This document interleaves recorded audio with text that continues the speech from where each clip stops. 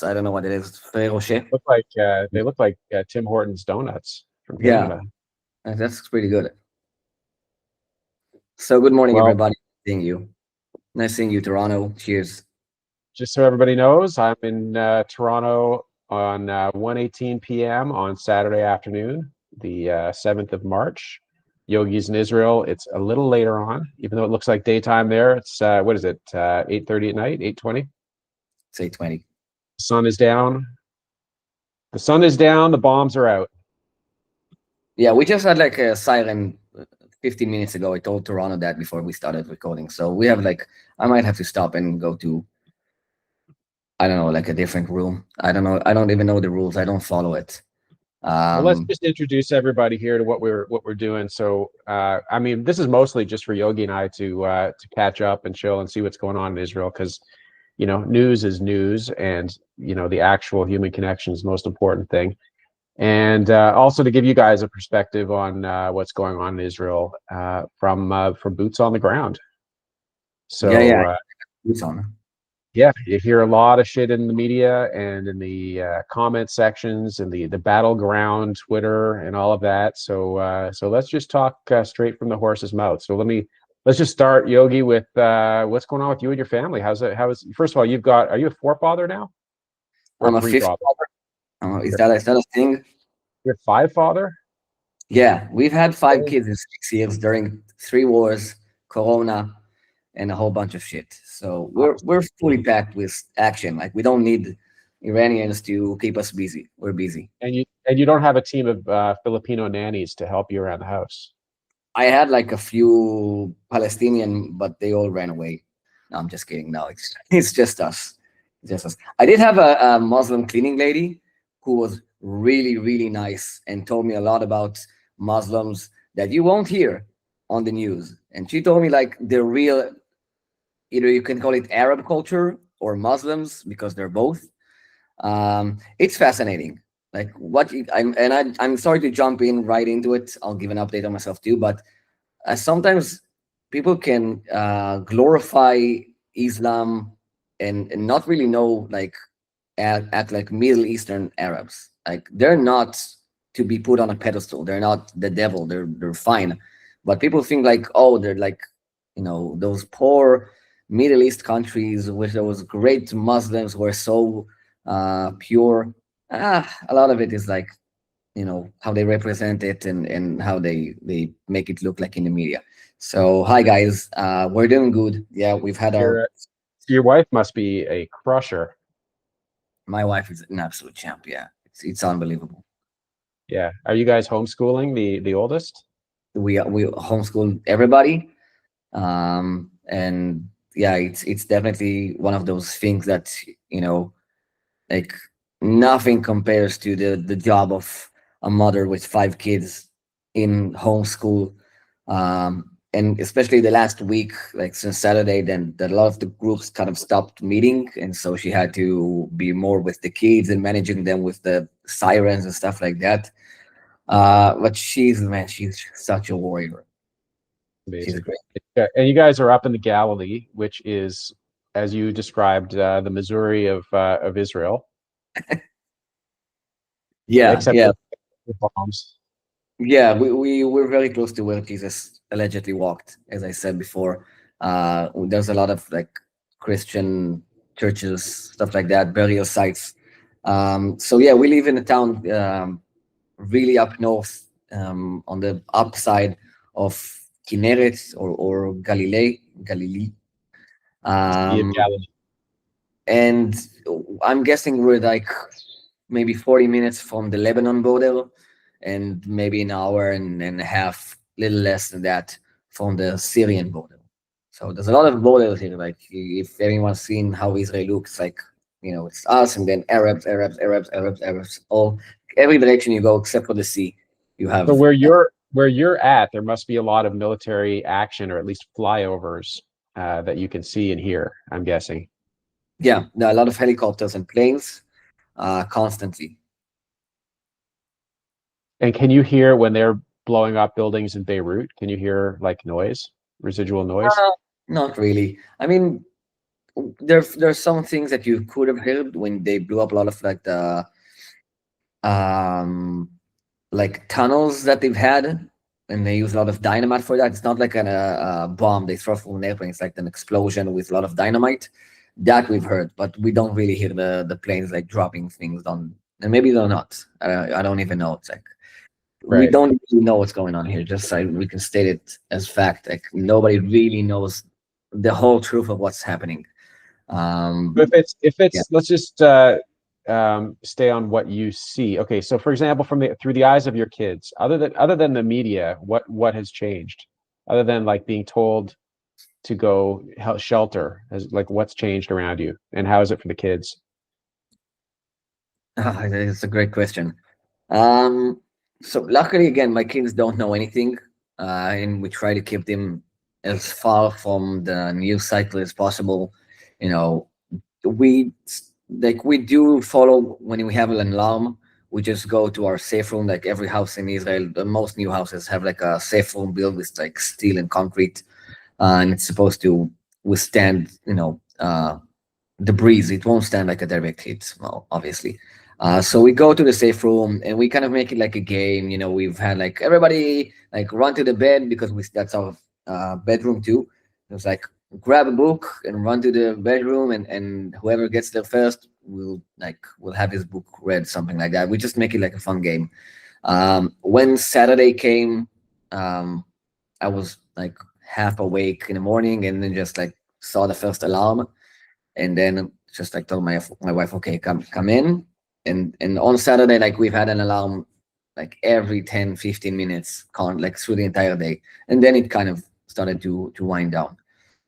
So we've seen a few interceptions, missed interceptions, and we've like when it's dark, you can see like the rockets fly from the ground up to hit another rocket.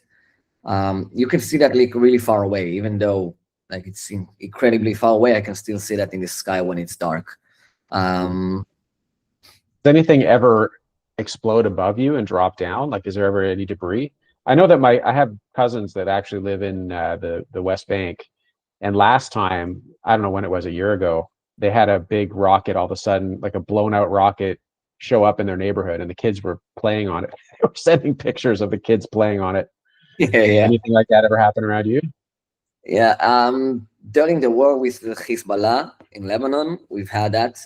Now, no, like again, like where we live, it's very stranded. Like you have little town, 80 families, 100 families, and then a lot of nothing, cows, nothing, and then another small town. So it's pointless to try to even fire here. They try to hit mainly, from what I see right now, they're trying to hit Tel Aviv center, Tel Aviv, Jerusalem, a little bit of Haifa, which is on the seaside of Israel. It's up north, but it's on the seaside, and we're on the east side. So no, like we didn't even have like shrapnels or stuff like that this time. It's really, honestly, it's really chill for us. Like Yeah, there's and not. there's no armies or soldiers in the street anywhere directing people, nothing that like that. No, no, no, no, nothing like that. Maybe where the borders are, but you don't. It's like it's not like a what they call like a military martial law situation. Um, no, no, things are pretty normal, and honestly, like the spirits of the people are pretty good. People have their morals high. We try to keep a very high frequency, as we call it. Try to stay in gratitude. So most of the people that I know are in good shape. I do have like family and friends in the center who are doing worse, obviously. Yeah, we'll get to that.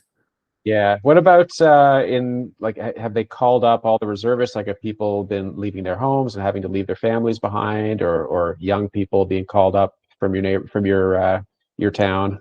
You know anything about that? Yeah, I mean, kind of like standard calling reserves. Like every time there's some sort of operation, they'll call a lot of reserve, even though they don't necessarily need everyone.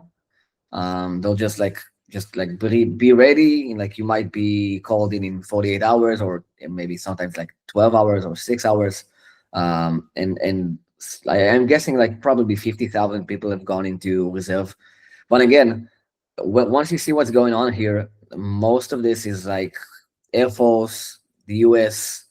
There's not a lot of need for like the entire army to go into operation up until Hezbollah decided to drag Lebanon, which was a very bad move out of their part. And like when you guys, I want to go into the politics and what's going on here, at least what we see, because obviously the news I get, um, they're very different from what you guys see, in a good and a bad way, I think. So we'll get to that. Mhm. Yeah. Anything else about the day to day for you? I mean, do you work at home, don't you? So you don't your work life isn't affected. So I'm just staying updated. No, yeah, my life, I work from home, and my wife, right now, like a lot of the homeschool got canceled, so it's hard for them to it's like more the annoyance of having to meet less and having less things to do, and it's harder to go with the kids to a playground, to the siren. But like my wife has to put 5 kids inside a safe room. It's like insanely difficult. Firing to the center. Okay, yes. Most of the alarms from Iran go to, there's like a missile right now. They go to the center. I can show you guys how So, it looks. We have Google yeah. Map stuff. It's very nice, very UI-ish. So One other question of just about like your life. Like this is in the last say 6 years since I've known you, Israel has you've gone through these instances like 5 times. I think there was October 7th. There was when there was something a couple years before that. There was a mm, Hezbollah thing. Like it's really ramped up in the frequency lately. Is that what kind of effect is that having on you and your family and the people around you? um Like, it doesn't you seem know, like there's more than a few months here and there before the next one starts. yeah. Look, I'm lucky. Like I can't speak for all Israelis about how dealing with this situation feels like, because honestly, we've made the right calls. We've moved out of the center of Israel, like out of the more crowded places, and just by a chance of luck, where we live, it's like even tucked in, like through the mountains, so it's like impossible to hit, basically. Like we live on a slope that goes this way, and the missiles come from that side, so it's very hard for them to hit us. So Dude, we're very how lucky much with of that. your choice to be there is influenced by the Bears? Just as an aside. I mean, yeah, obviously, like Owen has a huge impact on that. Just like you know, keeping a big family and living in the center is just too expensive. So we've had to move to a place that's cheaper. And by golly, the war started once we moved. Yeah, I could just imagine the center would be quite hellish, especially Tel Aviv right now. Yeah, yeah, it's not a great place to be. And it's just Except like uh, it's except more. that I see that in Rolling Stone magazine they said they're having a great time with underground raves during the alarms in the shelters. They're doing raves and Yeah, I mean, rollerblades. again, so that's the thing I said. Like the frequency of the people is pretty high. Like people will go into. We have all these like comedians do kind of sketches about people go to the shelters, and we have like each building. Most buildings have like a underground safe room. Basically, if you don't have one in your house, you have one downstairs. So people just go downstairs with a guitar and a joint, and they just like party and just have a good time. And once you need to leave, they're like, oh, we can stay a few more minutes. That's fine. Like it's fun. People just sleep there. A lot of, like obviously when people leave that have old houses and they don't have a safe room, a lot of them just go and sleep in the shelter. So it's not like it's a life threatening. Like this isn't the type of war, and that's why people say it's like fake. And I've even seen like Andrew Tate talk about it. It's like you don't walk on the street and you're like, there's a 50 chance I won't be murdered by going to the supermarket. Like you can plan ahead. We have alarms coming like 5, 6 minutes before the missiles hit. Um, but it's just shitty. It's like it feels shitty, and obviously if you have kids or if you're old, then it's much, much, much harder. Hmm. Hmm. Yeah, I can imagine. Yeah. Um, All right. Do you want to talk about the overall politics of that? Well, first of all, what about this? Okay, so this current war, we don't hear much about, like, it seems like we get little facts, like true facts, and just a lot of people arguing, yelling at each other about how evil Israel is, or how evil you are for questioning Israel. There's not really much actual facts. So how many people, like how many bombs have actually hit?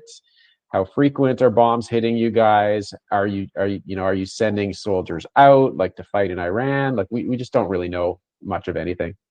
Hmm. Yeah, we can just like talk about this, like the Like the I think whole. all I know is there was the one bomb that killed some people in Bet Shemesh. I don't know Yeah. if there's been anything since then. That was like the first day. No, nothing like that. And I can definitely say there's a lot of things that feel fake. Obviously, I mean, whatever you guys see, there's like CGI, there's AI stuff.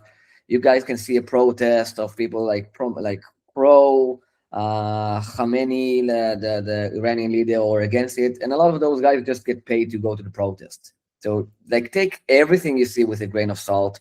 A lot of the things they're showing you is what you want to see on both sides, obviously. And I'm not an arbiter of everything that's going on. So the first thing that I think people should know about these countries, Iran, Lebanon, places like that, um, even Hamas, they have what you call a two-state um, situation. Let's just say it like that. You guys have, so they have an army. Like, let's go with, like, Iran has an army, and they have a government that controls that army.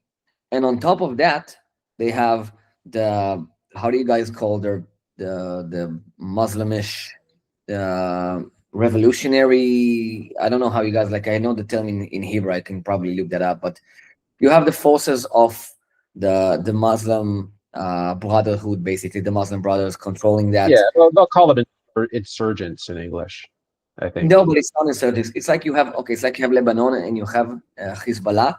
Hezbollah is like its own government inside Lebanon, which the Lebanon country government can't really control. So Right. when you guys hear about, oh, Iran has this amount of military capabilities, or they have this amount of military and stuff like that, that's the Iran government. That's not the Muslim, like the regime, let's call it, the regime is the best way to put it, like the regime forces that we're fighting. So there's a lot of the politics inside of those countries where how much the army, the actual army of the country, is involved in the fighting. And so Iran has a lot of navy forces, but those are controlled by the government, and the government doesn't want the war, and they're trying to hold back the regime from using those. So basically, they have, like, think of it as like two separate armies, basically, like the tanks, the air force, everything like that. The regime has its own fighting military, which is much smaller, and a lot of times you'll see, like, so again, yeah, that's the situation. We're trying to fight, like in Lebanon, we're fighting Hezbollah, and the Lebanon government says, "Oh, we'll hold them back. Like, we have this under control. We hold them back," and then they keep firing at us, and so there's a situation where we try to fight off that. You saying you want to say You know, something? it just occurred to me that it's similar to the situation anywhere in the world. In the Western world, we have our local governments, and then we have deep state or secret societies or whoever, you get a glimpse behind the curtain with the Epstein files of another layer of people that work across governments. It's not violent war like you have in the Middle East, but it's war in another form. And I think there's probably a lot of similarity there. Yeah, yeah, and no, but it's like, it's not like you can even say like the UN is like a different army than, but this is like an army inside a country that the country is actually trying to fight off. Like Lebanon wants to have peace with us. They look at Jordan, they look at um even Egypt to some degree, although Egypt, like, things aren't going great, and we, like, I'm not an expert on that, so I'm not even going to go to that. But like the relationship we have with Jordan are pretty good. And Jordan hasn't been infiltrated by Iran. So Iran did infiltrate Lebanon. They infiltrated Yemen, and they very much got a hold of Gaza. So again, a lot of the conflict with Palestinians and with Gaza, it's revolved around the Iranian control and the money the like weaponry money they're putting in, and having them put their own people in charge. And we try to a lot of time the war is between us and that, and the people in the middle kind of get hit. So in Lebanon, it's like insane. Like they don't want to go to this war. They're so they like hate the fact that Hezbollah is dragging them, but Hezbollah is loyal to Iran. A lot of countries said they're loyal to Iran, and then when the war started, they remained silent, and which is one of the reasons why Iran started firing on Kuwait and Qatar and Dubai, places like that. So Iran, see, this is what I don't get, because Iran is, yeah, they're a big, powerful country led by a Muslim theocracy, but they are quite distant from Israel and Lebanon and Egypt. So what is their beef? Why are they putting their own, sub armies into those countries? What is their interest? The Oof, Iranians specifically. that's a very big question. And again, I'm not a political expert, so this is just my opinions and the things I've gathered. So buckle up. Um, in the Middle East, you have Sunni and Shiite.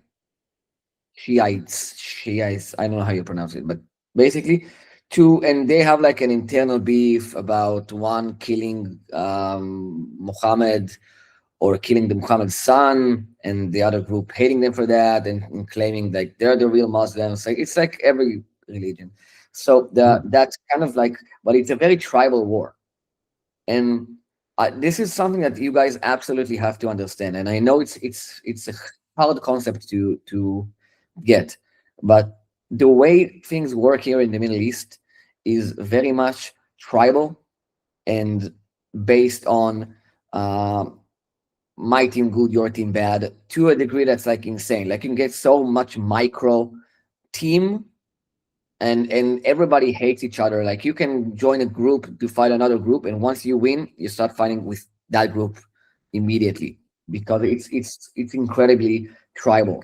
And so they don't really hate us as much as you guys think. They just like fighting. Like it's not the concept of the West and like diplomacy and democracy, and that really doesn't work here. Like what works here is unfortunately war. Conflict is there with briefs, like Vox say. Those guys leave that. I mean, they're constantly, even to the point where like a family will, fight another family in the same town. Like it's not like like a different. It's a completely different way of looking at the reality. So Iran wants to, like I don't know the exact reason why, like everything, but they want to push us out. They want more control in the Middle East that we threaten, and not just us, because you can see they firing at like American bases, and they're kind of like pissed at every country, the Arab countries that have American bases. So they see them as the enemy, and they see us obviously uh, as like a colonial flagship of the U.S. And so they hate us, but they hate the Sunnis hate the Shiites even more. They would murder each other before murdering us. We're just like in their way. Yeah, and there's always a fractal of that in the Western world too. Again, not as violently at each other's throats, but right wing versus left wing, Republican versus Democrat. The evangelicals versus the Catholics right now is flaring up. Everybody does pick their side and like to try to exert their dominance for sure. Yeah. And so people get brainwashed with certain ideologies too, like literally brainwashed, and they become the most dangerous. You do see that, and I'm sure it's very common in your part of the woods. There's a lot of fanatics on all sides. You have fanatics in Israel, and they have fanatics in their countries. Yeah, 100%. And obviously, like me as a human being, as a bear, as a person who tried to see things in a more Western way, it was a really tragic thing to accept. Like the fact that there won't really be peace here. Like peace is maintained through uh kind of like how a gang has peace, like the Bloods and the Crips, the cartels. Like there's no actual peace. It's just like a ceasefire with what you would call it. But just think of us as like basically a bunch of gangs trying to one up each other, and like for them to kill somebody is like nothing, right? It's like it's a sport for them to be able, and for us too. I'm not saying like them, but in this region, fighting is just like a sport. Yeah, yeah, I can see that. I can see that. How close are there any sort of more fanatical Israelis in your part of the country, the settler types who are, Third Temple types, people who are really extreme on the religious end of it? No, no. I think where I specifically live, it's more like the atheistic farmer type, even like somewhat like communist guys, but they're very like salt of the earth, but they're extremely lefty, atheistic, like nothing like that. The ones that are actually like that are in Bet Shemesh, Bnei Brak, Jerusalem, more the big cities, Tzfat too. They don't really go to small towns. They like to congregate and kind of like move as a huge chunk to a town, multiply, and then basically take over that town. I've seen it happen a lot of time. Like here, the fight that we have and the thing that's kind of destroying us on the inside is that war between the religious.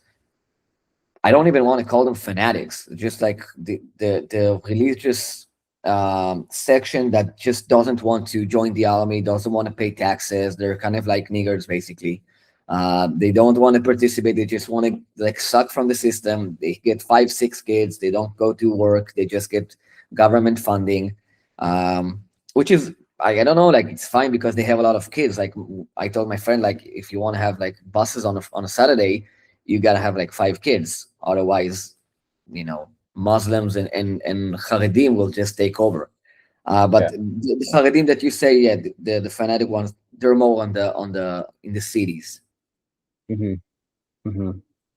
And they've really, so politically in Israel, they've really pushed the Netanyahu gang to into their camp for support. That's basically where a lot of the support for I think the militarism and the fanaticism comes from, is and how Netanyahu stays in power, from my understanding. I don't know. You tell me. How do you guys see that? That's what I see a lot now. Like, so I'm sort of a day walker in Judaism, through all sorts of different groups. I do a shiur with some, sort of quasi anti-Zionist religious. I daven with Chabad in high holidays, which are very Zionist religious. And I know, and my family is almost irreligious. Not my family, my parents and my parents, my in-laws, my mom and my in-laws, my sister and my brother are basically irreligious. We grew up Reform, but yeah, I've looked at it from so many different ways, and I'm very Torah literate as well. I mean, and I see the religious Zionism is I'm starting to see as a real manipulation and twisting of the scriptures. So I think that those people are fanatical they've really twisted what the good word says to try to. I don't even know what their end game is. I mean, I guess they have dreams of fever dreams of the third temple, the New Jerusalem descending from heaven in front of their eyes. And it's crazy to me. I mean, it's not the meaning of the word, but it's what they see, what they read, and what they're preached to. And so, fanaticism of that kind is pretty dangerous, I think. And and then you look at a guy like Netanyahu, who seems to be a complete atheist, who was educated in America, changes his name. He's very sketchy. He always shows up around wartime. He always shows up. There's always bombings around him and false flags and stuff. So that combination is crazy. And then I have pretty secular Israeli cousins who hate Netanyahu until there's a war, and then they just shut up and they are like, oh, okay, well, maybe we'll hate him again once it's over. You know what I mean? So Yeah, there's yeah. A lot of what's the word, a when you have a codependent relationship. yeah. Yeah, yeah, definitely. I see that like people criticize Bibi, and then like when there's a war, it's like, oh, like you need a tough leader here. Like you can't be soft. You need someone who's like able to make the hard decisions. And they ignore the fact that like Bibi uses war as like a political distraction. Like honestly, there's like Yeah, this war is honestly very futile in my opinion. Like the Iran war, they've been jerking that off for 20 years. I mean, they've been dying to get the US to fight Iran, and they got it like the morning on Saturday when it started. I just said like, no, well, Bibi got his war. yeah. A huge But I think distraction. even like just like even as you look at like the dispensationalist Christians in America who think, oh, we support Israel because it's fulfilling the prophecy and it's all going to blow up and then we're going to have our second coming of Jesus, right? It's like part of the story. It's the same thing on the Jewish side where they think there's going to be the war of Gog and Magog and everybody's going to, most people are going to die and then there's going to be this new Jerusalem emerging from heaven and dropping Yeah, down on the and Temple Mount. the They're Messiah. just as fanatical each side. Mhm. And that's that unfortunately drives the narratives. I mean, like I don't know if they're wrong. Like maybe that's what it is. Like maybe the you see all these things kind of colliding in different cultures, like the Gog and Magog, and then you see the Agenda 2030 from the atheists, the end days from the Christians, and the Kali Yuga from the Buddhists. So, like a lot of religions kind of make you feel like we're coming to this end times. And no, maybe they're right. Like I'm not going to reject that concept as a whole because I don't know. Yeah, I thought a lot about that concept too, and I honestly I think a lot of it because it in every generation there's this end of times theology that creeps up. I honestly think it's a way of capturing the the soul in a way of depressed people, people who are having whose lives are not turning out the way they thought they were supposed to. It gives them an out. It's like, yeah, everything sucks for you, not because of you, not you can't change anything. It's because we're nearing the end times, and it's all been prophesized before, and it's coming now. It's right around the corner, and Yeah, yeah, that gets them into that mindset of, yeah, okay, war. That's it's all normal. This is all what we're supposed to expect because it's all falling apart. yeah, yeah, And especially in a fiat debt economy like we've had for 80, 90 years now, where the economic system at some point has to collapse. It's a Ponzi scheme. I think that's magnified.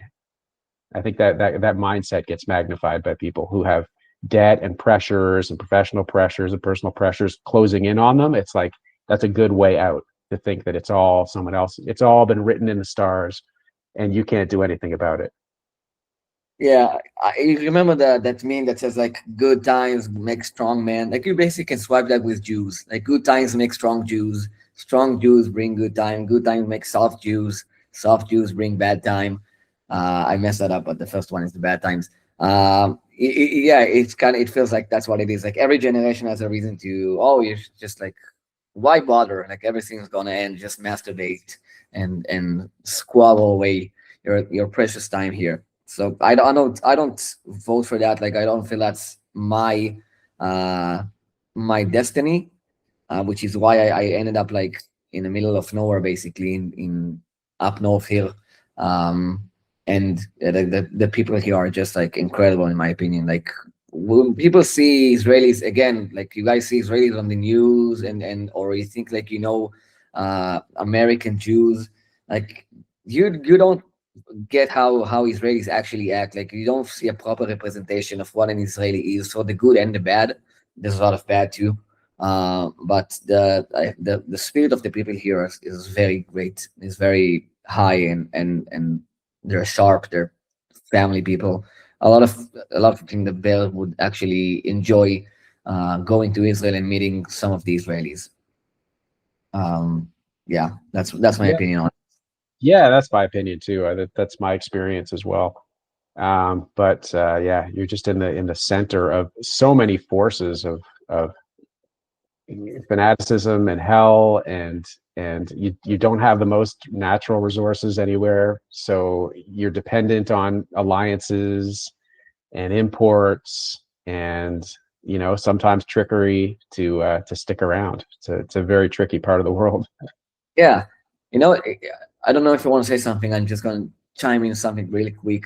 It's funny that they've told us. So a lot of the people get mad about the money that the US gives Israel, like the dollar aid, stuff like that.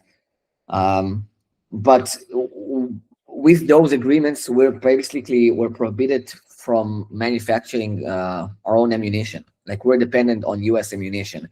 And so in the Lebanon war with Biden, they said like, oh, we're gonna run out of ammunition, even though we didn't, and everything kept like the show keeps going, right? But the what they try to tell you, they always try to keep us on the verge of feeling like we're about to be wiped out and we're close to victory.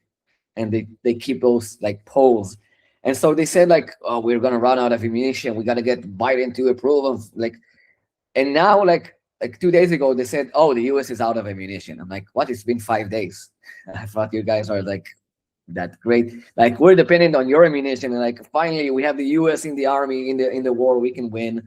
And after 5 days, the US is out of ammunition. What the fuck? Yeah, yeah. You got to do that.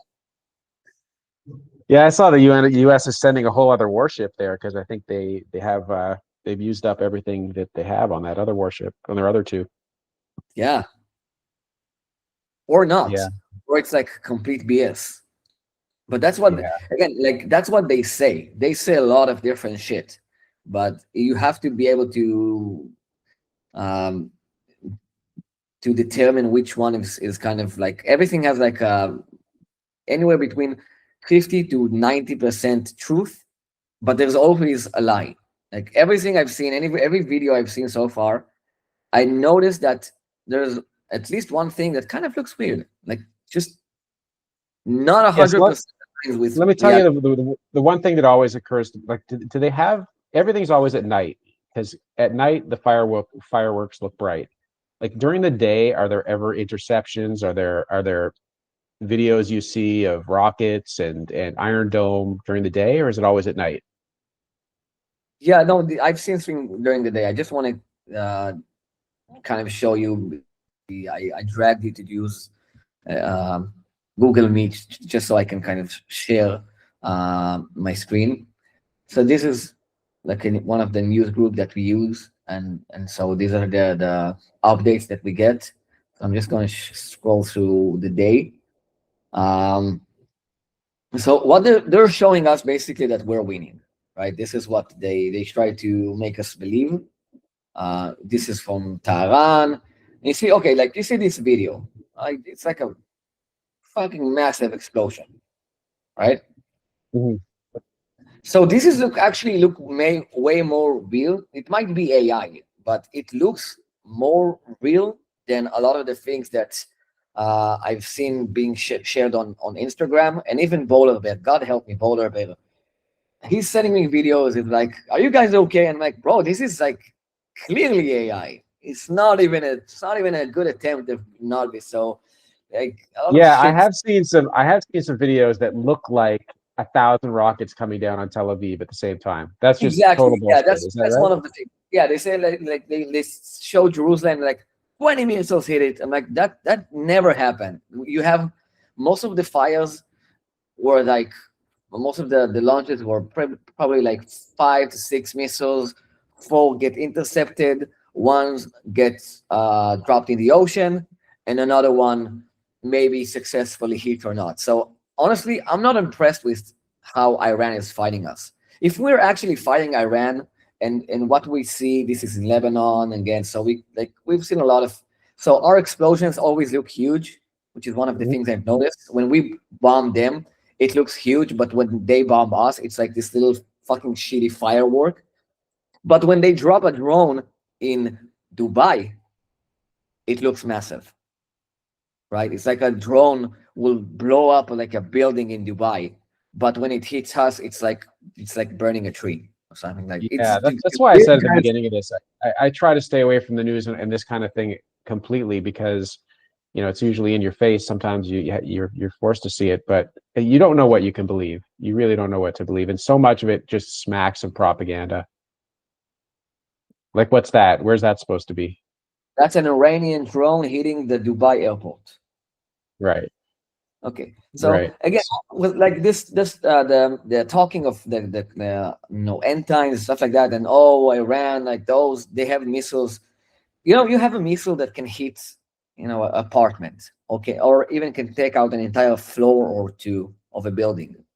There's no real missiles that can blow up an entire building, let alone like a block, a neighborhood, a city. So I think, okay, something like hit, there's a little explosion. It might hit like a building, and that building is empty because everyone went to the shelter. So that's how it feels like. That's the war, basically. This is kind of it. It's a Yeah. like small explosion, and then you're back to Netflix, or you have Netflix in the same room, right? By the way, have they opened airspace yet? Like, are any planes getting out of Israel yet? Not yet. They're planning on doing it on Sunday, I think. This is how interceptions look, by the way. This is in Jerusalem. It's in 5 in the morning. I don't know if that's real or not. Again, um, sorry, what was the question again? Yeah. No, I if got they've started commercial flights getting in and out of Israel yet? No, they've had a few flights where they flew people in back home to Israel. They've been abroad, but they haven't. But again, it feels like the reason I'm saying it feels like we're winning is like they portray this like huge monster like Iran. Oh, they have all these weaponry and have all these missiles and stuff like that. Um, and then you guys, you go into war, and it feels like you're fighting Gaza. Like Gaza was a joke. Like they called Gaza like a bunch of actors. Like we wanted to fight Hezbollah, and I have a friend. Obviously, I have a lot of friends in the military, and he said like, Gaza, they're like bunch of actors. Like they're not a real army. They don't know how to fight. Hezbollah guys, they're really like trained army, and then they were shitty too. And they said like, oh, when we fight Iran, it's gonna be like fucking madness. Like everything's like it's nothing, like nothing. Like yeah, they successfully hit a building or two, and they fire mostly here on civilians. Honestly, like I that I can see for sure. This is one of the missiles that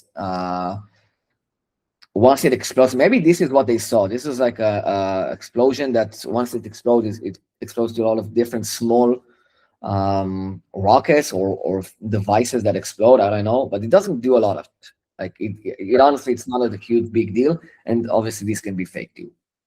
By the way, how much out of Gaza is real? Like, how much destruction did you guys really do in Gaza? Because you see everything from, like, you see like complete devastation in some of these pictures, and again, I don't know how real they are, but how real is what happened there? Um, I think as real as it gets. Like for us to bomb the shit out of everything there, 100%, it's what we attempted to do. And I'm not putting blame. I mean, fighting guerrilla warfare inside an insanely crowded civilian is very difficult. And Hamas, Hezbollah, Iran, they all use schools. They use elementary schools. 1 second. More missiles. Haifa, Akko, Haifa. Yeah, we have like a nice map. Everything there's a missile. We have like a map of when this is Haifa basically. I can show you how we look on Google Maps.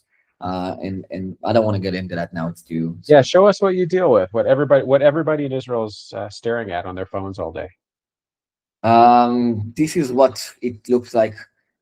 This is every place that has an alarm. This is like how it looks when an Iranian missile fires. Again, they don't know where it's going to hit, and it's really high above, and the debris can go a lot of different places. So at first we have this. What we have this. This is a premier alarm based on launches coming from Iran. In a few minutes, we'll expect it to see sirens going here, and this is like a big area. And then after a few minutes, so this is like 8:30, 8:35. there's actually like the missile is on its way. It's pretty close, and like you have a minute to in these areas. You have a minute to go to the shelter. This is Tel Aviv. Obviously, this is like the center of Israel. You don't Um, have it on the screen, by the way. I can't see it. oh, I'm sorry. Am I an idiot? I'm sorry. I stopped the screen sharing. Just speaking to myself without showing anything. I'm a moron. Okay, so this is what it looks like. Again, this is the pre-alarm. It's like a big chunk of Israel. It's like you might get a siren, and after that, this is what it is. Like each of these is like an area where a siren is going on, and then once we see that, to say, okay, let's see the news, and then we see, okay, they fired hit this and this. Um, they'll say like missile has been intercepted. This is like So this is this is all official government information that you're showing on those maps. um it's a What news about source. like, are there any civilian like sharing apps for people where people post actual, things they saw, or actual uh bombs that fell in their neighborhood? Like, oh hey, one just fell down here on Avenue Rothschild. Like, come, Yeah, that's a plot on a map. I'm sure there are, but I don't know them. I know that a lot of these news sources ask people to like send us recordings, and then they'll post it. So this is obviously a person recording it on their phone, right? And you can see Right. it looks kind of real. You can see the zoom in. It's like it's a minute after it happens, so it's not like have all this time to edit everything. It looks pretty real for me. I think this actually happened. What is it? How much damage does it do? Maybe it's like a year-old video. Sometimes you see things that are like 6 months old. Right. So I think And this then is I'm really sure there's people that say, oh, hey, well, I know there is, that'll say, oh, Israel launches some of these just as a scare tactic on their own, just as a fireworks display. yeah, yeah. Let's talk about that for a second. So Yeah. the issue I have with Conspiracy that, time. the issue I have with that claim, and they did it. They said it a lot in the last war. So the last war again, we fought around 12 days. We're getting hit with all these missiles, and people say those missiles are coming from Israel or from the sea, which Iran is on the other side. Let's say that's true. So Iran doesn't do anything. So there's no, like Iran is just like sitting there watching us throw missiles at ourselves, not saying that we're doing that, not firing missiles on their own. Like that doesn't make any sense, right? Like, why won't Iran say, look, those guys are firing missiles at themselves? Like, we're not doing that. We want to make peace. Like, we're this like peaceful country, and they're like trying to rally up all this emotion, and they're firing rockets at themselves. They've never said that, and if we did that, I'm sure they would say that. And also, they're not doing their own thing. So why are they just like watching us hit, punch yourself in the face, and not joining in? It's not many minutes. Like, it doesn't make any sense. And maybe there's truth to that. Maybe there is. Maybe missiles coming from the like. Maybe it's all fake. I don't know. But I'm just saying like that claim sounds weird to me. Does that make sense? Yeah, yeah, that makes sense. I guess the only alternative explanation would be that all these countries are in on it together to keep their own populations in check. That they all have their methods of doing it, and they're all like behind the scenes, they're sitting there and chuckling. Look what we did to look how we fooled our people. Look how we fooled our people. Look how we fool our people. There is an element of that from the top down that I think you see. Yeah. I don't know. It's beyond my comprehension, but just an option. Yeah. I've seen some of the claims I see are again they're just like these types of conflicting claims where you have two claims that like don't they can't both exist. So like Iran is beating us even though they haven't been able to successfully hit us in any major way except for killing a few people in Bet Shemesh. Like we're just like dumb, retarded, you know, I always forget the words that I try to use, but like we're very like we don't know what we're doing. We dragged the US into a war, but also like we have this crazy tech, and we know everything that's going in Iran, and we were able to successfully kill their prime leader, fuckface, whatever his name is. And so it's like Ayatollah. I told you, said, yeah. So we're both retarded, and we're able to carry on attacks that at first they say, "Oh, it never happened," like the Iranians, and that's why I say, like, don't put them on a pedestal. They lie all the time. Everybody's a fucking liar here. We lie, they lie, the U.S. lies, Trump lies. So they say, "Oh no, like you guys didn't hit him. He's fine." And like after the day, he was like, "Can he go on a conference and say he's fine?" No, we don't really know what's going on with him. We lost communication, but he's fine. And then 3 days later, okay, he's dead. But you guys are just like, you're a fool. Like you're gonna get then annihilated, and then nothing happens. Yeah. You Yeah. know, like you see it all the time. They're so good at threats, and people don't understand. Like again, it's the culture here. It's the culture of like toughing up and threatening and say like you'll do nothing, like nothing you can do can affect me. Like just look at it as a bunch of gangs trying to one up each other, and just like that didn't hurt, like fuck you, I fuck you. Just like it's just a bunch of lies, and they're constantly just making threats and claims, and then they're just bullshit. Yeah. Yeah. Now we do have the biggest bully in the world in the USA on our side right now. What is the end game here? What do you think? Like, what is the goal of taking out the Ayatollahs and bombing Iran? Is it just to weaken them up, or is there like are these fantasies of the Greater Israel Project, or having like are these fantasies things that people actually think about, or are they just like punish Iran, keep them weak, just weaken everybody around us? That's the best we can hope for. Hmm. I can think of um, four reasons I've heard so far that make sense. One of them is the central bank stuff, like Iran. So get the dollar pumping, basically. And I know so many people, guys, like so many people here try to blame Israel for dragging the US to a war. I don't think you guys understand how the Israel doesn't control the US. The US controls Israel. And the Yeah, I US agree with that. I agree with that 100%. And I also agree that a lot of this is financial, that this is just the nature of the dollar fiat system, is that you need constant war. You need to constantly be blowing shit up and rebuilding it. That's just the way it is. That's the economy, and it's a worldwide economy.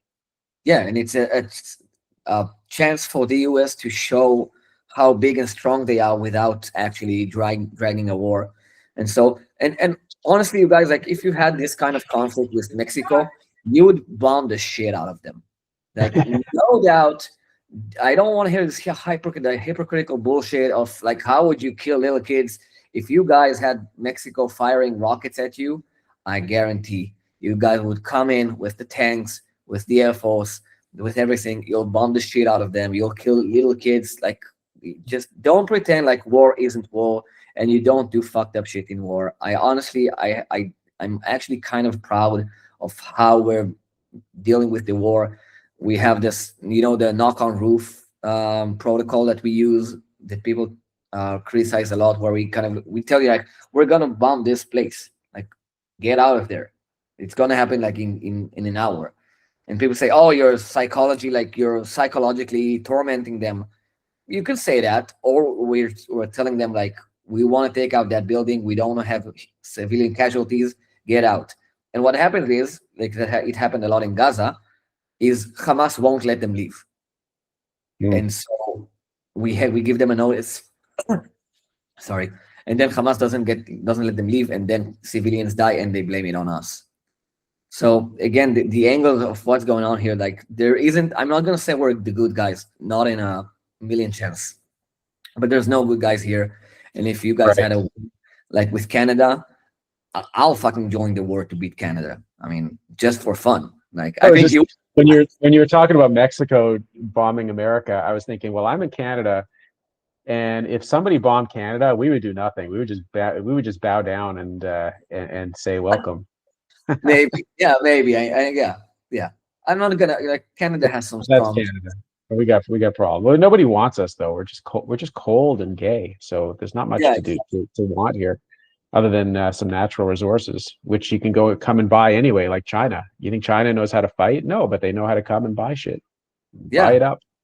yeah, What was exactly. I going to say though? No, the biggest thing about Israel though that bothers me that I don't think gets enough attention is the social cost of this militarism of enlisting every young person and throwing them into death and destruction.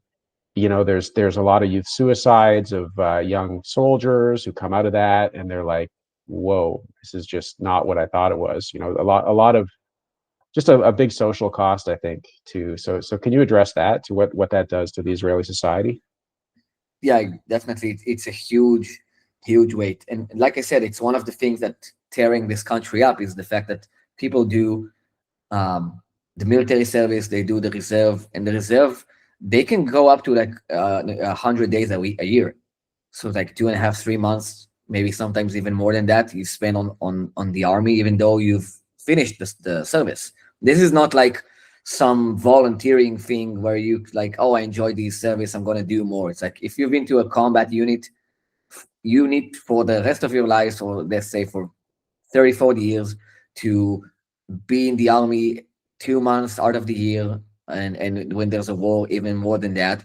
And then you have the religious groups that have a lot of lobbying control, right? Like they're close to Bibi, they're close to that, like, and they're very united. Like atheists aren't really united at all. They don't have this mutual cause, and so they're easy to control. With the religious guys, they'll protest the shit out of there's a lot of fighting right now with rules to try to get them to join the army, and they just fight it tooth and nail, like they won't have it. And that's really tearing the country up, because the people that go to those combat units, um, I have a lot of friends who have the PTSD stuff is very real. And even if you don't do any specific like killing or any combat, you have to do what's called house arrests, where you have to go to a house. Like there's maybe, I don't know, like somebody who has information, or he's like tied to one of the terrorist groups, and then you have to go into his house in the middle of the night, take him out of there, take him to a like a interrogation room, and he might have kids there. And it's a very, very difficult spot to be as a 19-year-old who honestly just wants to do the right thing. Like he wants to defend the country, not attack people. He wants to defend what we have here in Israel, which I think is special, honestly, and um, honestly, not obviously not the best place in the world, but it is an interesting place to be in, and I honestly kind of enjoyed. So that aspect of just a lot of dads leaving their family to go to a war. Like I can imagine that. I don't do any reserve. I don't. I was released from that, but I have friends have like 3, 4 kids, and leaving the mom to take care of 4 kids alone in a war without dad. It's an impossible situation to be in. Honestly, it's very painful to see. Yeah, yeah. Well, it is a very cohesive culture in many ways. I mean, yeah, you've got, we're Jews, so we squabble and bitch and have 4,000 different identity groups within. But Israel itself has a very cohesive culture, which is a trauma bonded culture, right? Trauma bonding is the number one way to get people together. And whether it's intentional or just the fact that you're in that tough neck of the woods together and are constantly on defense and offense, both, but it's trauma bonding, and you've got a very trauma bonded culture.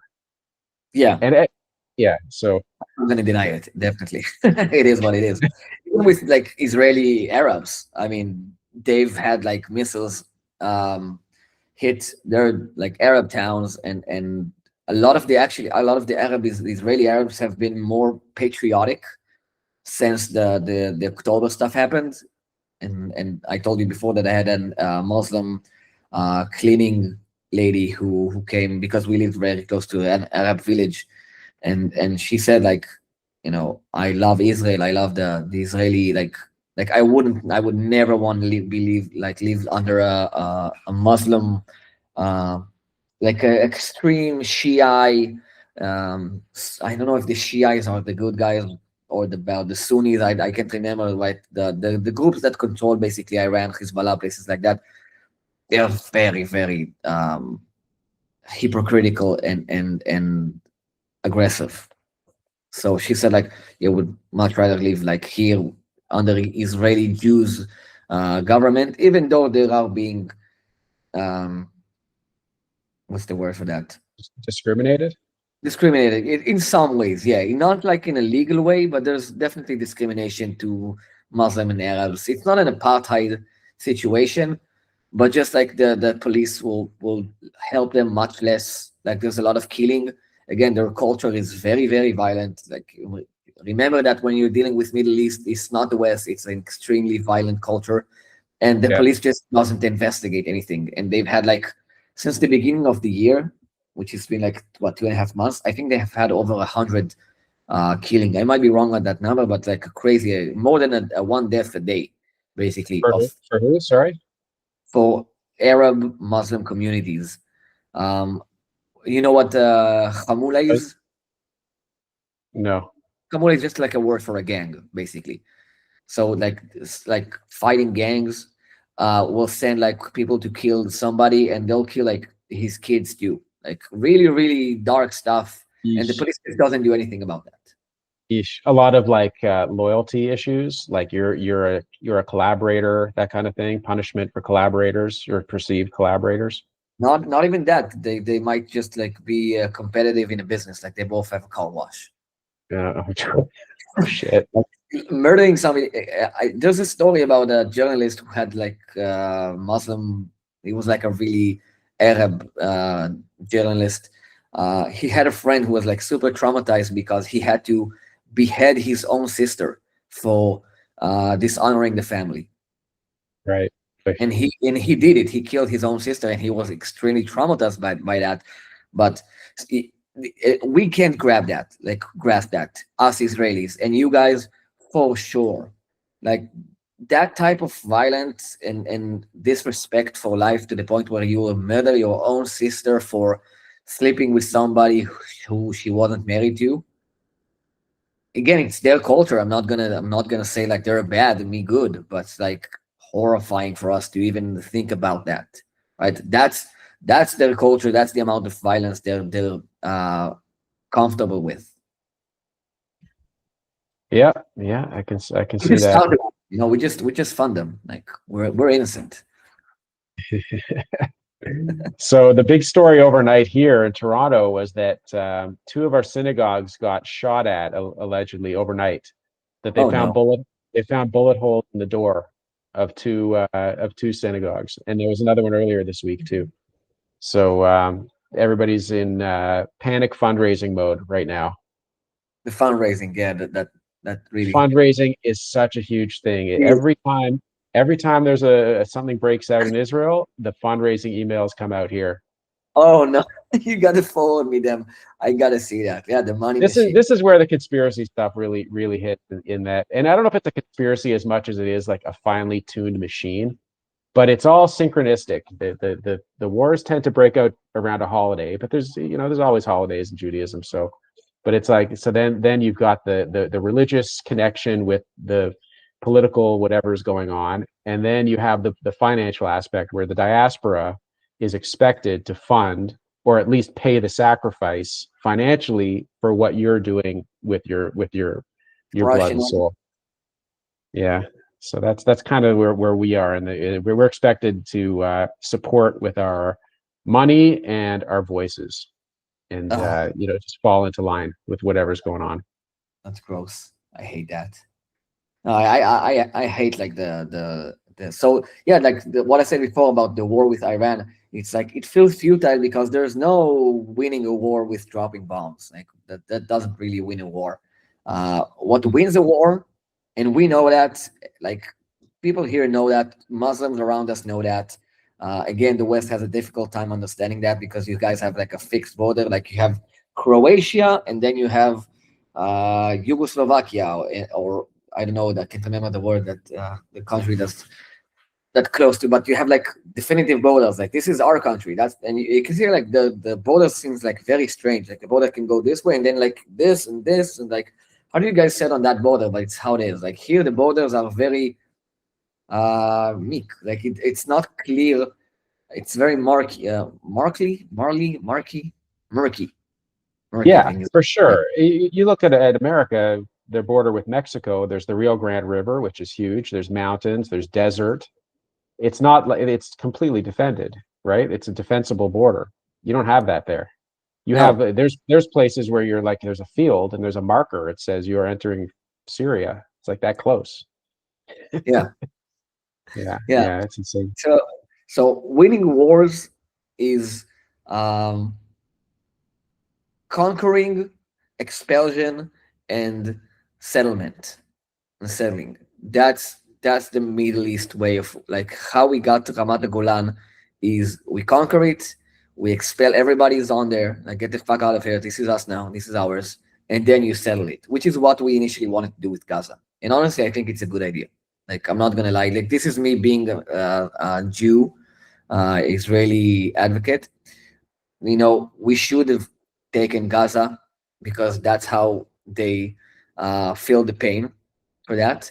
And we should take, I would love to take a part of Lebanon all the way to the Litani River, which is like a big, it's like the Rio River with Mexico. It's like a huge river which creates a natural buffer with mountains from south of Lebanon. And that's actually a border you can maintain. The border right now on the north is like, it's absurd. You can, This is the tragedy of the world as we know it. It's that this. I mean, there's not a country in the world that didn't fight to expand its borders, secure its borders, create a defensible border. This détente we have that was created in what 1918 by some asshole Europeans who came in with a marker and a map. It's not. It was never meant to be permanent. It was never logical. It was a bunch of asshole Europeans. So it's got to be dealt with. And then so I think there's a bit of a misunderstanding there. Just look at America. America before you had how many wars to kick out Spanish, to kick out the French, Civil War. Um, Texas wasn't even part of America for a long time. Like it's there was a war with kick the British out. It's not so easy to just say, oh, this is the way it is. It's got to be that way forever. yeah. And I also wanted to touch on another thing. This is like, again, guys, this is like for us. I'm not telling these opinions to everybody I know because these opinions are difficult to grasp. And some of my opinions are very against Israel, and I can talk a lot of different things about what's the problems here, how we, the manipulation we do, the money fund, the fundraising we do, like a lot of fucking uh, horrendous shit. But one thing I want to talk about is the West Bank. Now, guys, this is what they call a Palestinian country with Gaza and this part, which is Ramat Golan. It was, I think, Syria's, and we took over it. And those are the borders of 67. And I've seen this video, I've seen a few bears share it, where this Muslim guy says, like, Israel doesn't say what it wants.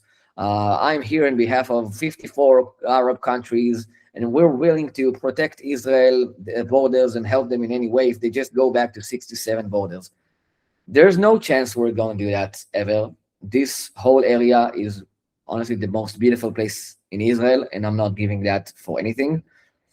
But the West Bank. So the West Bank goes from, this is where I used to live. I lived a lot in the West Bank, so I know that place really good, the Shomron. I used to live here, where it's like really, really on the border.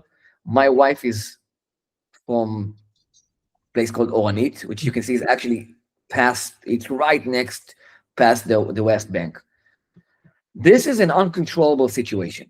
Okay, this entire place is Muslim, like fanatic Muslims. Like you can see Kalkilia and I'll tell you Tul Karem, which is placed where you have like it's the Palestinian like huge place And has Jericho is in there somewhere too, right? what Jericho is in there somewhere too. Jericho is more on the south, yeah. And so this is like a six. I'll show it in a second. This is like a 65,000 people town. It's huge. It's basically armed, like it's incredibly armed, right? Again, Iran, a lot of the money from Muslim Brothers got in here, a lot of weaponry got here. Jordan, which is our ally, basically, they do a lot of weapon smuggling through the borders. And this is Road 6. It's a very famous road. You guys don't understand. This is like a shitty fence. Like this is a I've, dri- I've this is driven a on that. I remember. this is a road that's like a major highway, one of the most major highways in Israel. You know, you have um, towns here like Netanya, a few of the other towns, Caesarea up there where Bibi lives. This is an impossible situation. They can't have it. I'm sorry to say that in such a blunt way. I know there's people living there. They might have lived there for hundreds of years. You can't have two borders so close to each other, so Hebron is here, Bethlehem. This is Jericho. It's more close to what is this, Jordan? Yeah. Right. So, this kind of situation where you say, "Oh, the West Bank," Israel is like they should like give the West Bank back to Palestine. Palestine should be a country where the borders are Gaza and the West Bank, which don't even have anything in common. Like they're not connected in any way. There's no possible way of having two countries with them staying in West Bank. Mhm. It's Mhm. never gonna happen. Like look at that. They're connected all the way to Beersheba. It's like more than a third or even half of Israel's horizontal landscape. You can't have a country there. Like Yeah, this is like it Sure. just felt like there was you have to at some point, and if it was logical, and this is where the conspiracy stuff starts to creep in, because why is it kept this way for 50, 60, 70, 80 years? Like we don't know why. It doesn't make any sense. It's not logical. It's not defensible, it's not sustainable, and yet it persists, and it's a constant eyesore on the world. Right. So why held like that? Those are decisions that are being controlled at the highest levels that are well beyond mere BBs and Trumps. So who knows? But that being said, I felt like in the early 2000s or maybe the late 90s, you had a point where it seemed like Israel was getting pretty firm on what it expected and what it wanted. We want the West Bank. We want we're going to keep, they had Gaza. You guys had Gaza. Yeah, and, we did. and it was like, we're going to have the West Bank, we're going to have Gaza, and we're going to defend those borders, and we're going to have peace with the world. And then it's like all of a sudden you walked out of Gaza for no apparent reason, and all sorts of suicide bombings started happening, and it was like the constant war once again. And it's like, what the hell? Someone pulled the rug out. And it's like, you need the only way this is ever going to work long term is to have a very reasonable but firm position on the geography, and not to waver on that, on what you're going to fight for, and not try to fight for these fever dreams of fanatics who want the Greater Israel Project of owning, Amman. Yeah, no, definitely not that. I mean, I I was kind of young for the time that you're saying. So, but I can tell you that once once they took out Rabin, which was probably an inside job. Yeah, Uh, sure. Not saying like he was a great leader or anything, but once they took him out, we've been stuck with Bibi in one way or on the other. Like he was either the opposition, but he was like very trying to topple the government, and then like won the election, maybe lost again, but only for a short time, like a year or two, and then there was a re-election. So yeah, once we got Bibi, and like you say, he might be one of the groups for the fanatic religions. He might be just like a complete sociopath who's trying to look after his own ass. Some people say he's a Freemason. I don't know, but like things started to escalate. We've had um, Gush Katif, who was actually inside of Gaza, but they were like illegal settlements that the army had to control, and they didn't want that again. So there's like not going all the way, and that's part of the ongoing conflict. Like they're trying to make that conflict, so they're making like they're sometimes they'll do a right wing position where they'll take over a place like Gaza, like, oh, we're taking over Gaza, but then like we're not doing anything with that, and we're just kind of giving it to the UN, and all of a sudden you got American bases. Like there's now American bases in Israel where Israeli army isn't even allowed to come in Kiryat Gat, this place where one of the bears is actually kind of close to that area. There's now American bases that kind of control. So we're really like full on American takeover. Like since the war, once we shown that we can't even get a control of Gaza, which is like this little place, for 2 years, then Trump said, "Okay, that's enough. Like we're just coming in and we'll make all the decisions." And people here feel like they've lost. They're like, we don't feel like, oh, we've done so much damage to Gaza. We won that war. We destroyed all their buildings. They feel like, oh, we didn't gain anything from the war. It was just another, like, we got the hostages back and we've lost everything else. Mhm. So that's the Mhm. sentiment right now. And it's very much trying to demoralize you, probably um, On purpose. on purpose. Yeah, I'm getting tired, so I'm forgetting words. But trying to make you demoralize on purpose, where you feel like you know, you just lost everything, even though you've ruined everything that the Gazans have had. Yeah, and what do you think of the greater project in Gaza? Like, is there, are they going to start developing it now as like a luxury Dubai on the Mediterranean kind of thing, or is No, that more just like a conspiracy fantasy? I think honestly, it's a total shit show. The people here, the Gazans, the Palestinians, they won't give a hand. There's like Turkish money going in there, Qatar money going in there, and those countries like Turkey obviously hates us. It's easy to see that. Even so, people say like, oh, like what's their leader called? I always forget, but he's an Israeli puppy. Oh, Khamenei, he was an Israeli puppet. Like how are they also our puppets, and they're so great at destroying us. So I don't know what's going to happen in Gaza. I feel like just like things will just like melt away and become pretty much what we've had before, because they need that war, they need that constant conflict. And let me chime in one thing that Owen said about Israel being the underdog. Do you remember that? So I want to I hear remember what do you specifically. think about us being Goliath or David in this conflict. What's my opinion? Yeah, if you've seen Bibi talk about that, Owen. Um, I don't remember Owen saying which side is. You're talking about the Gaza conflict or the Iranian? The Gaza conflict. Yeah, I think it was actually one of the How to Slay a Wizard episodes. Was about David and Goliath and our role. God, I don't know. I mean, I'm so cynical about it. I just think back to when they gave back Gaza to the Palestinian Authority and they handed it over to Hamas. I just think of it as all as like a uh, basically a plan from above to just keep the war going, to keep the conflict going, to keep an open sore on Israel and the Arab world, keep them at each other's throats. So I don't even know what to think. I don't think it. I do think that there was fuckery with regards to October 7th. I can't unsee how Obviously, strange that whole thing was. obviously, But obviously. it's been a an open sore for decades. So I don't know who's the David and I don't know who's the Goliath. I really don't. Yeah, yeah.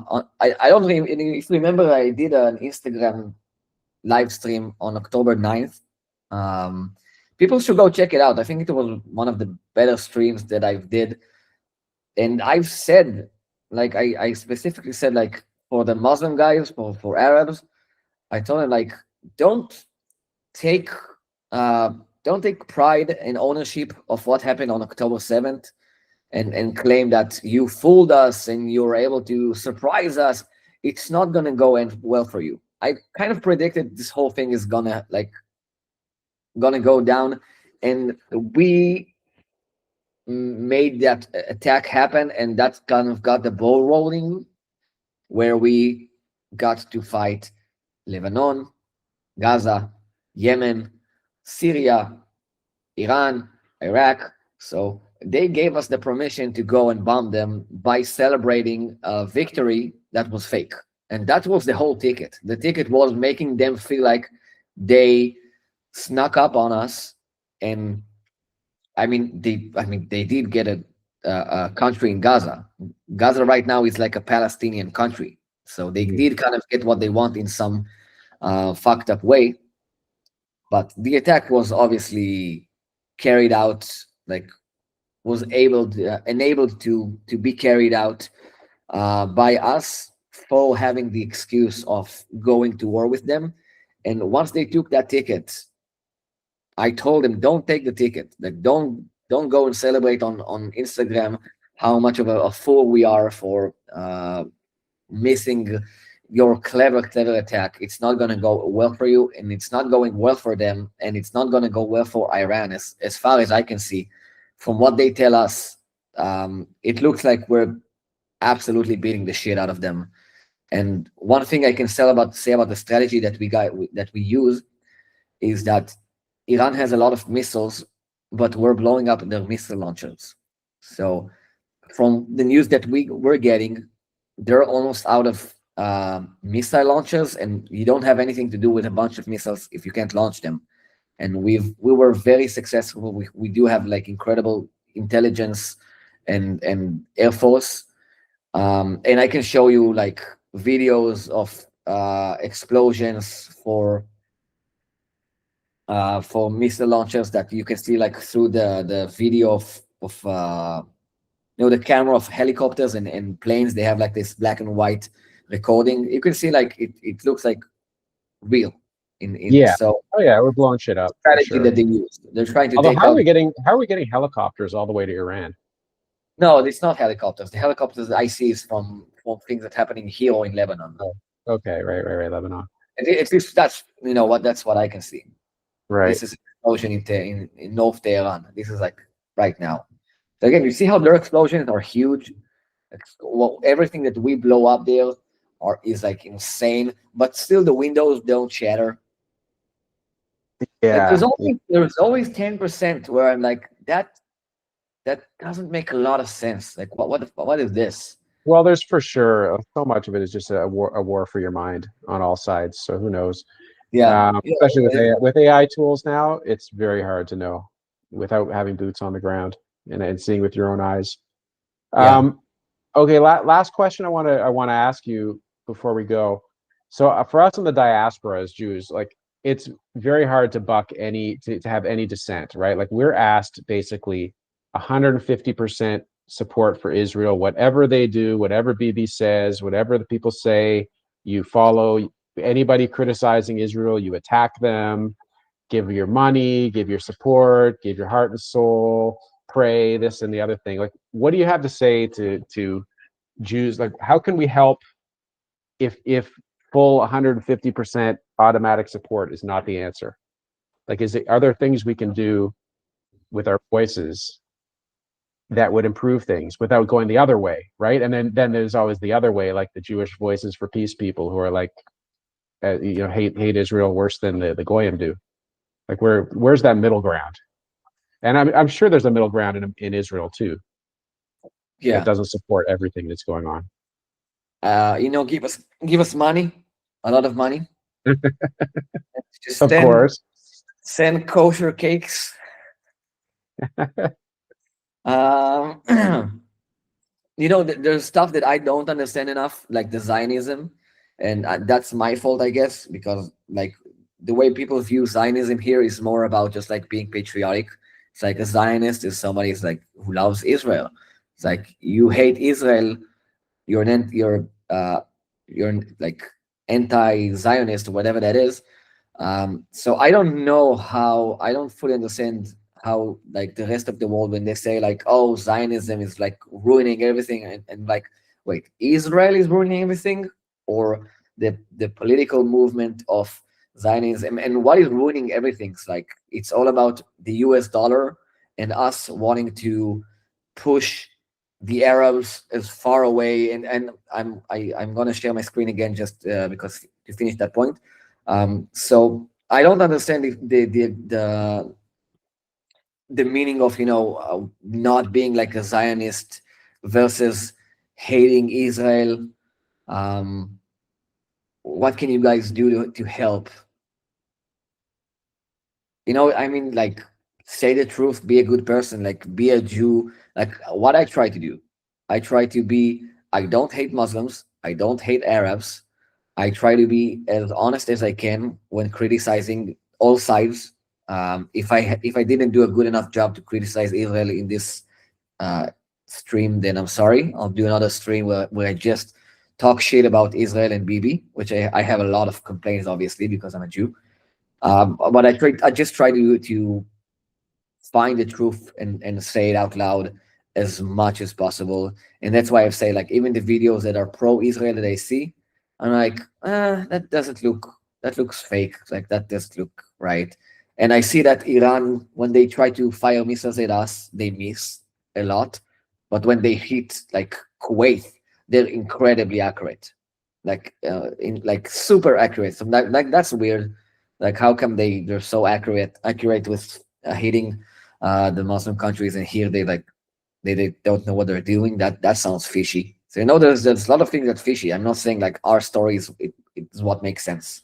But the thing I wanted to show you is like when people say like Israel is like we say like we're with our backs against the wall, and people say like, oh, Israel is just like lashing out and they're doing to the Palestinians what the Nazis did to them. I know uh, we're no angels. Like, I'm not saying like what we did is I'm not justifying it in any way, but just think of guys, think of seeing this, like this is us, and then look around you. Where is a country that likes Israel? Okay, this is Saudi Arabia, Egypt. Look at the size of those countries. Like, look at that. Greece. Greece, Greece. maybe, maybe. Cyprus, a little bit. Turkey's like huge, and they fucking hate us. Syria, Lebanon, Jordan, Iraq, Iran, Saudi, Kuwait, Yemen is all the way here. Egypt hates us. Libya. So like, just imagine like being in this environment. Like, what do you need to do to have protected borders?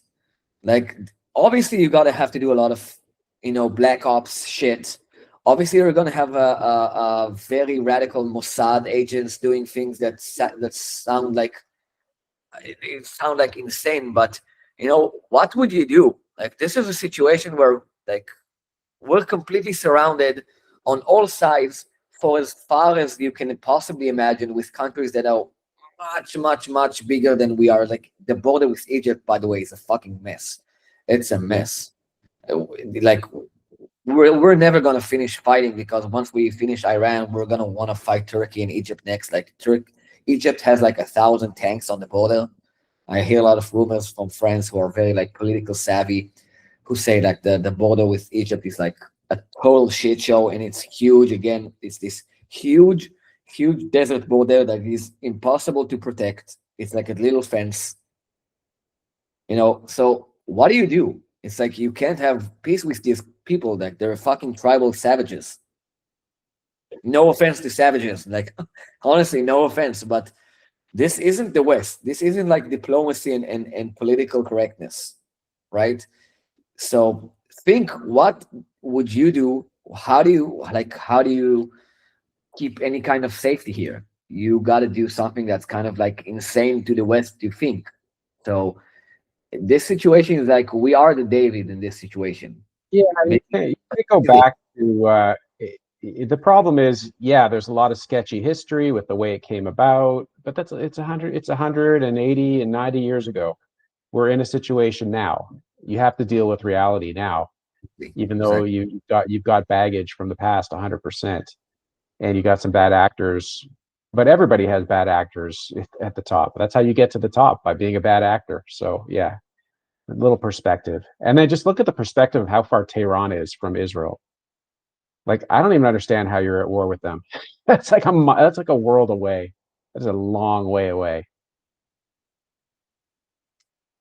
I'm trying to think of the closest bases that. So America has like bases here. We're not flying from Israel to Tehran, right? We Yeah. have. I'm guessing we're landing anywhere from Kuwait to even some parts of Iraq are controlled by the U.S. And even Iran might be like controlled by the U.S. too.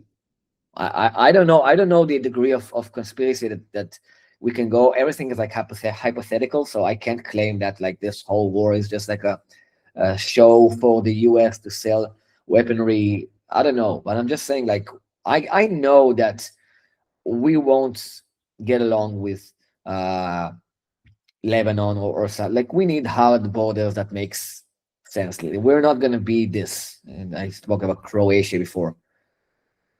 So we won't have like look at this border. This is part. This part is Mhm. also Croatia. Is like completely separated, and it's still part of Croatia because they respect that.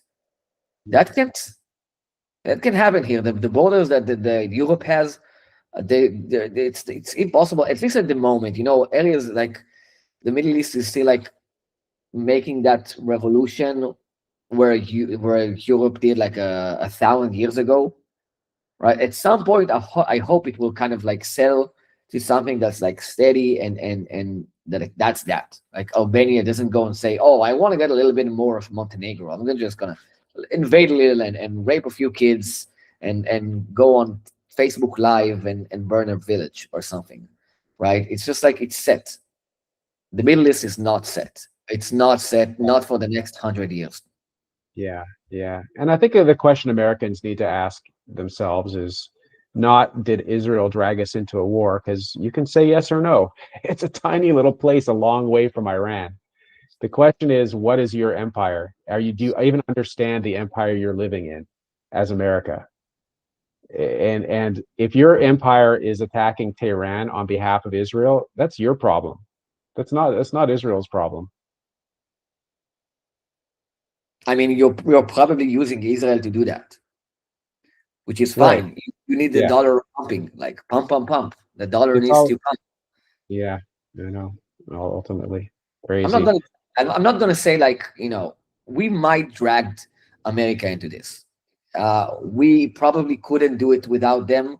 Um, and it's not obviously it's not like when I say it's not their war, like yeah, I spoke with Topher a few days ago and said like, most Americans don't want the war.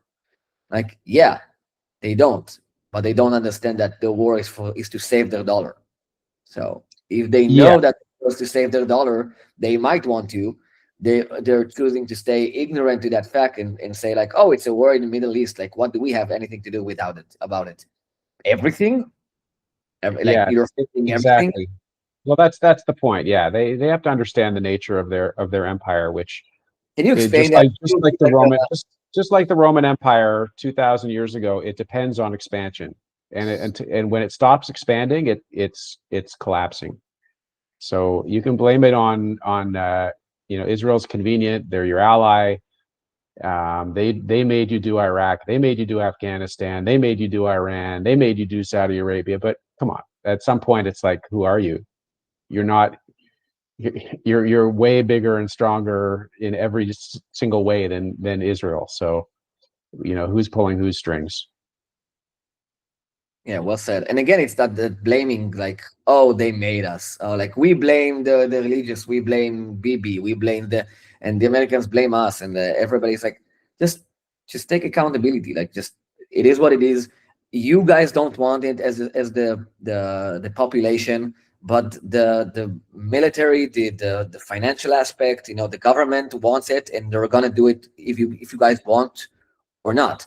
And we're dragged into this war, even though we definitely want it. Like, I'm not like the difference is we actually want everybody here wants the war with Iran. Everybody wanted the war with Gaza, and so they got it. They gave them the excuse with October, and then let's go. Everybody was ready to go back to war because that's what they wanted to. But we're just more aware of the fact that we want to. The Right. U.S. State, the deep state, the controlling mechanism, they need this war and they're gonna do it if you guys want to or not.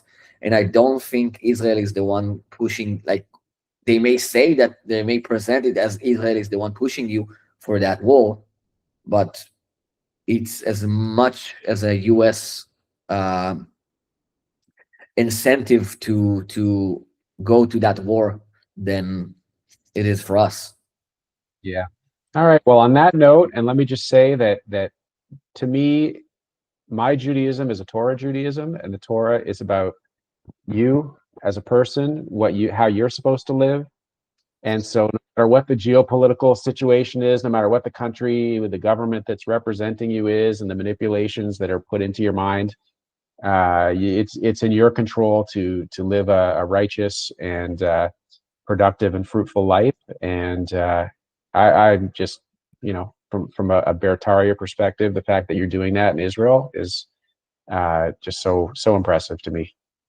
And 5 kids in 6 years, it's like, whoa, way to go. Yeah, even the Haredim looks at me like, "Are you insane? what's what's wrong with you?" Thank you, man. Thank you for the kind Awesome. words. Yeah, I mean, I'm still a bear. Like I'm just as Westerner as anybody.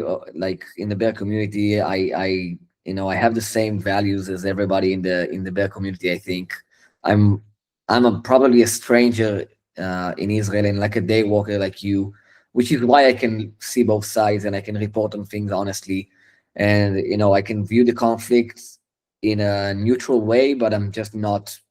I don't have any emotions to it. Like I'm not panicking. Like there's a war outside. I'm keeping it completely calm. I don't want the kids to know anything. Like we're not saying anything about what's going on. I have Yeah. no enemies. I have like people who didn't hurt me specifically are not my enemy. To any brother, Muslim brother, Arab brother in the bear community, or anybody who's gonna end up listening to this, we're like, there's no hate. There's no hate between us. There's love. Uh, I don't like the Jewish concept of supremacy. That's the one thing that I really hate about Judaism is that supremacy type of thinking that you're better. Everybody has that. Obviously, everybody has like a lie to get them to think they're better than anybody else, or they're more important in God's eyes. I think that's not true at all. Yeah, it's so much of that is amplified like 1,000% with Talmudic thought, which is post millennial, which is it's much more recent, and it used to be much less widespread. I mean, the original Judaism when Jesus was around, for example, had none of that. It was not a Talmudic religion. It was, if you look at the prophets, the era of prophets, and the era of the expulsion from Jerusalem, it was very critical of any of that, of thinking you're special, of thinking you're superior. It was slapping us down constantly, telling us that we're not entitled to anything unless we live properly as individuals. So I think we have, there's a lot of re-examining of the Jewish religion that needs to be done. But there's, it's 1,500 years of baggage. Yeah, that's Anyway, not for another day. For yeah, another day. that's not my battle. I have Right. 5 kids. I'm good. All right. We'll talk in another 10 years when the Army service is approaching. Exactly. Okay. Yeah. So thanks everybody. Thanks Toronto for taking the time. I asked him to have this talk with me. I wanted to kind of bring you guys my thoughts and opinions about what's going on, and I hope it's been valuable to anybody who's watching this. Yeah. Anything you want to finish on? No, just stay safe and be well and live well. Keep living well. I Awesome. think you've set up your life in a way that all things considered in Israel is as good as it gets. Yeah. Yeah. And thank you everybody for sending messages. A lot of people told me they pray on us, and honestly, like we feel very much protected and watched over. And I think a lot of that is because a lot of people care about us in the bear community, and they care about us enough to actually like send messages and prayer and just kind words that I think it does make. I completely feel like it does make a difference. So we appreciate that. Money also accepted. Bitcoin, like whatever you guys want to do. Um, I'm just kidding.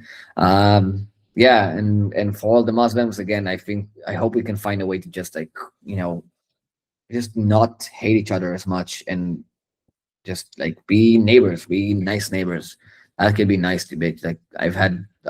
I've lived next to a lot of Muslims and Arabs, and I've really enjoyed it.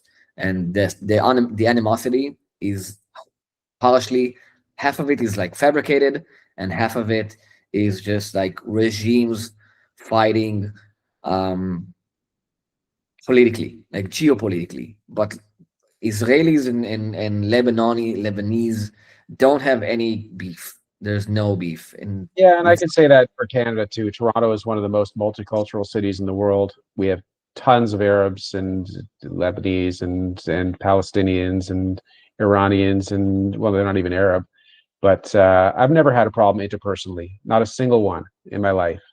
me neither. Uh, so yeah, it's all good. And as the years go by, as you get older, you start to realize all these fears are put in you, and all this division is just it's drummed into you for other people's agendas. Yeah, 100%. All right, man. Well, Shavua Tov. Shavua Tov, everybody. Ramadan Kareem. Happy Purim. Happy everything. Happy Easter. I think Easter is right around the block. It's been great. I think we've done a nice hour and 45, something like that. So if you guys have any questions, follow-ups, we didn't do this live. I thought recording this and being able to share the screen would be better, or just be focused on like the topic in hand. And I hope we've done a good job. And if you guys want more of this, then I'm down. Or if you're down, I'm down with doing more of these like once in a while. I think it's fun. It's like maybe our fifth one so far. Every war is like, dude, we gotta talk. All right, next one will be when the peace happens. Hopefully, All yeah. right, man.